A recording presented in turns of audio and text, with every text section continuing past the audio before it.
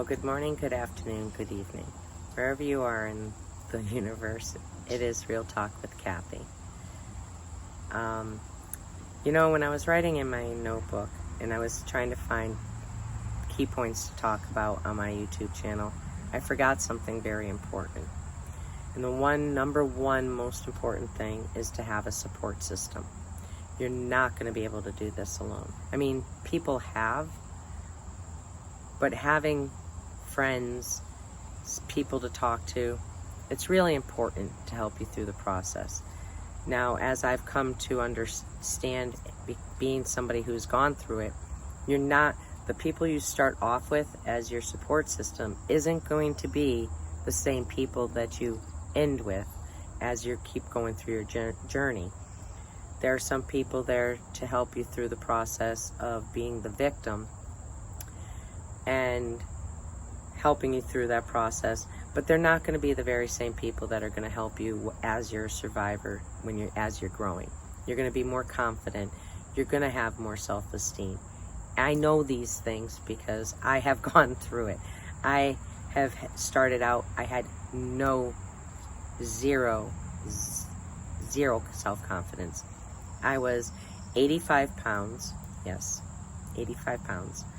I had dark circles under my eyes. The light had left my eyes. I had no voice, which happens a lot to strangulation victims. As the abuse continues, their voice and their vocal cords get worse and worse. Some damage is irreparable. But having that support system, having that encouragement is important, especially to your self-esteem, to your self-confidence, because as that gets stronger, you're going to be able to see you're going to be able to no, that's not okay. You're going to see that a lot of friends may just not be able to grow the same pace as you, or family members. These support people, it's not the fact that they serve their purpose. Don't think of it that way. Just think of it as I said, it's something that you have grown a little bit faster.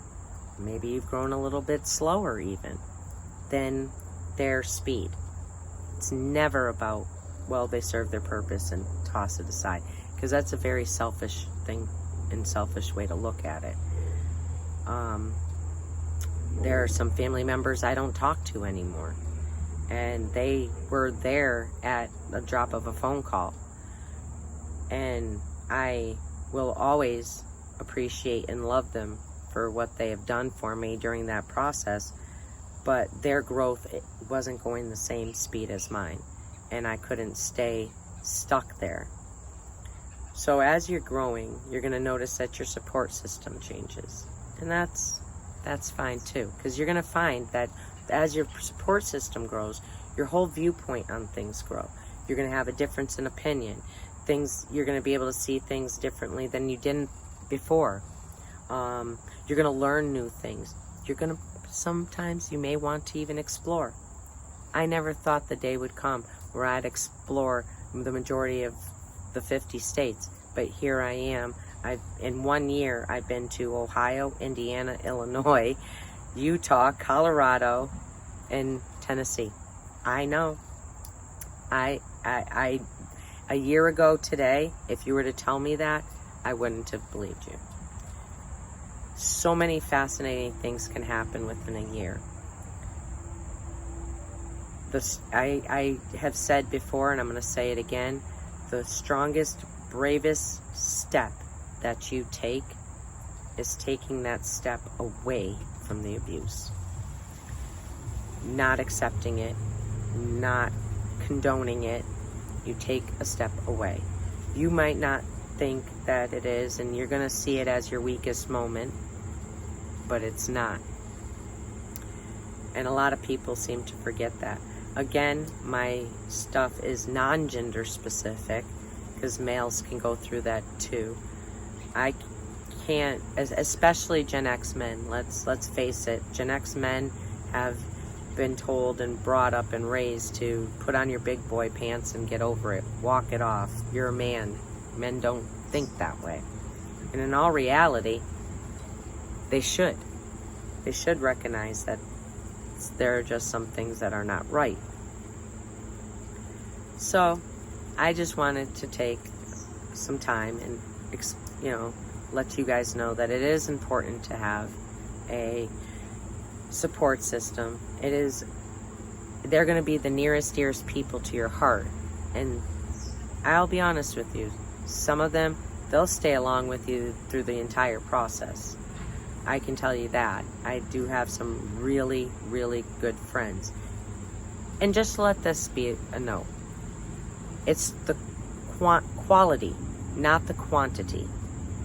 I would rather have 4 quarters than 10 dimes or 100 pennies. And that's how I've lived my life. That's how I've lived my life even now. Especially now, more so now that I'll be jumping that 50 hurdle. My son is a senior. And that's my son's going to be a senior this year. So it's my last year of having a child, raising a child in a high school setting. So there's a lot of changes, and when you're when you've been abused and you're a victim, those changes are scary. They're frightening. You don't know. And you go through all that anxiety and panic. And in all honesty, when you have the right friends around you and the right support system, you can look at it as it's not a challenge. Yeah, it's a change, but it's not even a hurdle. It's like a rite of passage. It's something to cheer about, something to celebrate. And that's what you need to do. Look at it as a celebration. For every one day you don't talk to your abuser, for every one day you kept them blocked, for every one day that you're that little time, celebrate it. Go get yourself an ice cream. Go have that extra soda or extra cup of coffee.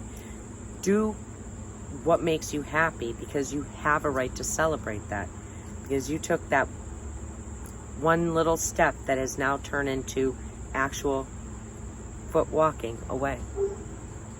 So with that being said, have a blessed day. Keep smiling.